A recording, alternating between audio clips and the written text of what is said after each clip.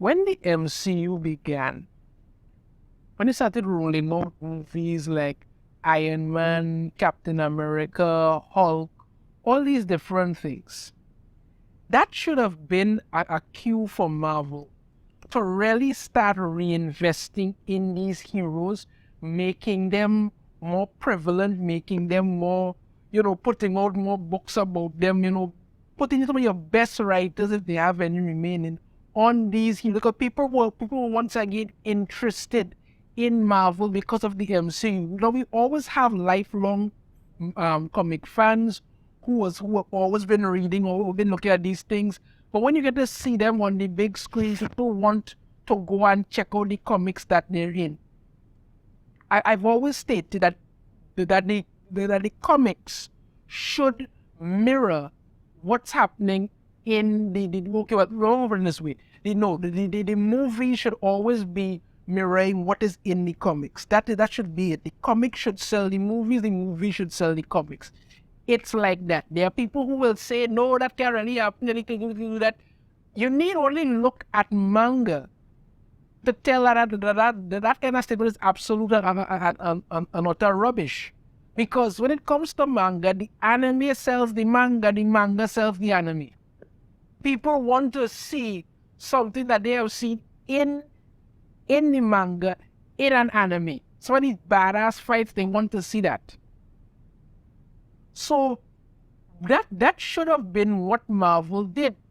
But when the MCU came around and were doing this thing, people went to pick up, a copy of Iron Man. They see the Iron Man movie, they want to say, okay, all right, let me get a copy of Iron Man. Instead, they get Iron Heart, and they're like, who the hell is this? Who the hell is this? And tell them, well, this is the new Iron Man. Like, what? They want to see Captain America. Okay, let's go see Captain America. Oh, no, sorry, Captain America is now a Nazi. You understand me? And also, Falcon is now Captain America. They're like, wait, what? What? Okay, you know what? Let me get an issue of Hulk. Hulk can work. Okay, good. Bam, here, Amadeus Cho as Hulk. Like, what the hell is this? What is this garbage? Who are these people? You understand me? When the MCU was hot, when it was in phase one of them, and was just like people wanted to do it. No, Marvel was going through their whole all new, all diverse phase where they were taking all the established characters. You understand me? And swapping them out with new characters who were different race, different gender, sometimes different sexuality, you name it. That's what they were doing. And many a time, these so-called new versions that came in, especially if it was a gender swap thing, had to be better than their male counterparts because, woman power, man is dog kind of thing. That's what they were doing. Okay, so you're probably wondering why I'm talking about all of this in regards to what is going on. Because the upcoming Guardians of the Galaxy movie will be featuring Adam Warlock. Now, I've said before that makes no sense at this point. None. Because Adam Warlock is an essential and key part to the Infinity Saga. So the fact that Thanos is gone and the Infinity Stones are gone, to bring Adam Warlock in now doesn't make any kind of sense at all. Because in the comics, the Infinity Saga began with Adam Warlock. He was the first person to get an Infinity Stone. So you couldn't do it without him. They still did it. They did their own thing. But when you're bringing him in now, because like Eric July has said, they're just raiding the IP farm at this point, just pulling out any characters left, right, and center. That's about it. So they're bringing in Adam Warlock with the Guardians of the Galaxy movie. And of course, what does Marvel have to do? They decide to go out of their way to CUCK Adam Warlock. That's it. They have to completely emasculate the crap out of him. Why? Because they've changed his origin and now, There's some woman version of him who is more powerful, smarter, and more amazing than ever. Yeah, that's what they do. Let's get into this. Marvel Comics, to seemingly change Adam Warlock's origin, introduce Eve Warlock, who is stronger, faster, and smarter. Adam Warlock is an Omega level entity. The man is freaking powerful. Absolutely badass powerful. And you are going out of your way now to make him into some little tanty man who Eve Warlock is now way stronger, faster, and smarter than him. Oh yeah, let's get into this. Marvel Comics announced that they will seemingly change Adam Warlock's origin in an upcoming solo series titled Warlock Rebirth. For those who are unfamiliar with Adam Warlock's origin, the character was first introduced in Fantastic Four number 66. In that first appearance, it's revealed he is the creation of a group of human scientists operating out of a place called the Citadel of Science. This group's aim was to create a new race or breed of living beings that they could control in order to conquer mankind.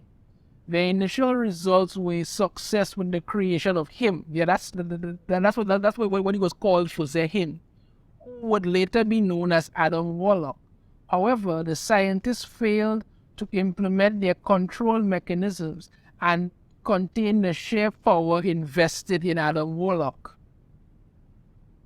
Warlock revolts against his creators after knowing about their evil intentions. He then harnesses enough energy to leave the planet Earth, and by doing so he destroys the Citadel of Science and the scientists that built it.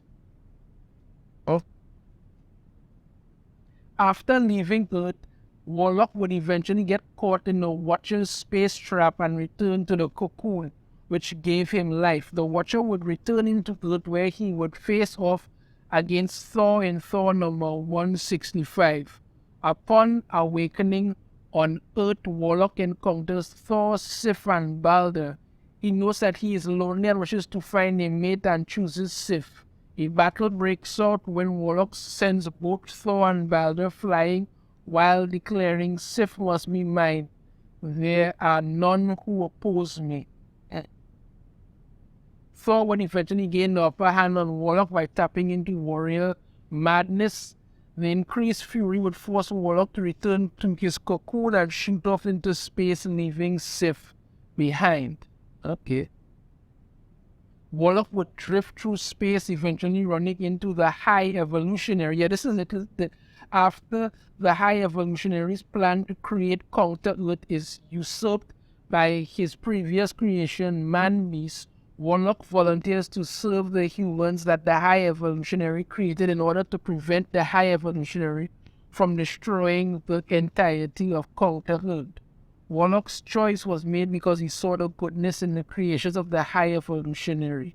The High Evolutionary not only acquires but provided Warlock with the soul gem before he sent him down to Counter-Earth. Yes, so like I said, the first time the Infinity Stone, because the soul gem was one of the Infinity Stones, the first time that ever existed, that ever came about in Marvel Comics, was when the High Evolutionary gave one to Adam Warlock. That is what started the whole Infinity Saga. Marvel noted that the series from Run Mars and Run Limb will reveal a never-before-seen chapter of Adam Warlock's fascinating origin. Listen to this nonsense.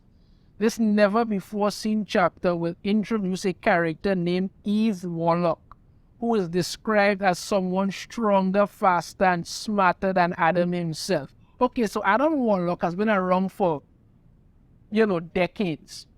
Extremely freaking powerful. Keeps getting more powerful. You know what I mean? He keeps getting more powerful and all of this. But all of a sudden, no, we can't just have that. Let's introduce Eve Warlock. On top of being superior to Adam Warlock in what appears to be every way, she will also strip Adam of all his power, starting with the soul gem. Yeah, so it's not just bad enough that she brought him, she has to completely cuck him as well. Interestingly, this isn't the first time Marvel Comics has done something like this. Back in the Incredible Hulk Annual number 6, it is revealed that Warlock didn't actually kill the scientists. Rather, they were banished to another dimension, survived, and continued their mission by creating a new being. The scientists recruit Dr. Strange for their project to perform a neurological procedure that will bring this new being under their control, unlike their failed attempt with Adam Warlock. The procedure proceeds as Warlock and his fellow scientists wanted, and a new cocoon gives birth to a being called Paragon. After an epic battle with Dr. Strange and the Hulk, who was on the hunt for Dr. Strange, Paragon reveals he has previously learned about Warlock and knew of the scientist's evil intentions. Okay, all of that. The cocoon would eventually be discovered in New York City and dragged out of the water. Upon being dragged out of the water, and energy bursts forth and proceeds to locate the Thing and Alicia Masters. Upon locating the duo, who were enjoying some adult beverages by candlelight, the being reveals itself to be her. Her then explained that she realized that her purpose is to mate with Adam Warlock in order to create the perfect race. Her also explains the reason for transforming her physical appearance. To that end, I have altered my form to be his physical counterpart. Her would eventually travel with Moondragon, Alicia Masters, and Ben Grimm to counter Earth, where she discovers the grave of Adam Warlock. Using her ability, she's able to resurrect Warlock's physical form, but fails to have returned his soul to his body. The character would take on a number of names throughout Marvel's history, including Aisha and most recently Kismet. Wait, really? It's unclear if her will be revealed to be Eve Warlock, or if Eve Warlock is a completely new character that will change Adam Warlock's origin. One assumes these questions will be answered in Warlock Rebirth first issue, which is expected to debut in April. One thing does appear to be clear is that the character will have some kind of relationship with the High Evolutionary, as he is depicted in the interior art. So, all of this leads up to one simple thing. They are out to CUCK Adam Warlock, because he's coming out in Guardians of the Galaxy Volume 3, is making his debut in the MCU there. And they can't not destroy him or find a way to literally undermine and cut his balls off, if you will, in Marvel Comics. This is why people have such a problem with Marvel Comics and think on the whole. There's no consistency to anything. You created Adam Warlock, okay, you have an origin story for him, fine. You keep going back to find new ways to screw with things that you shouldn't, and then you act like everybody's supposed to just love it. I mean, look at this picture here. Because, I mean, she has him by the throat. That's what's going on here. She literally has him by the throat and is ready to just pummel him. That's it. That's their way of making Adam Warlock less of any kind of Omega level presence, because no, he has to get the crap beaten out of him by Eve. Because why? That's what Marvel wants. You don't want people to see these heroes on the big screen and then go to buy the comics and be like, okay, this is the character. Let me learn about this. Let's get back to enjoying this. No. When you go to pick up an issue of Adam Warlock, what are you going to get? Eve Warlock bending him over her knee and beating his backside. That's it. Let me know your thoughts on this in the comments. You have a different opinion. I'd love to hear it. If you like the video, be sure to hit that thumbs up. Subscribe if you haven't already. Ring the notification bell. Notify every time I put out a new video. And I shall see you all next time. Take care.